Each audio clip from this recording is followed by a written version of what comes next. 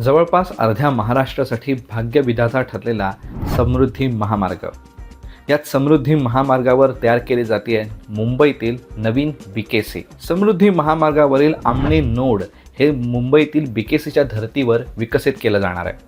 उपमुख्यमंत्री एकनाथ शिंदे यांच्या अध्यक्षतेखाली या विषयावरती बैठक संपन्न झाली. ठाणे जिल्ह्यातील भिवंडी तालुक्यातील आमणे नोड येथे 10,791 हेक्टर इतकी जमीन संपादित केली गेली आहे. या जमिनीवरती logistics hub, agricultural park, processing hub तसेच मोठी इंडस्ट्री पार्क हे सगळं विकसित केलं जाणार आहे आणि त्याच्यामुळेच हे बीकेसीच्या धर्तीवरती विकसित होईल. तसेच हे आमणे नोड ठाणे, पालघर, रायगड या तिन्ही जिल्ह्यांना जोडलं देखील जाणार आहे.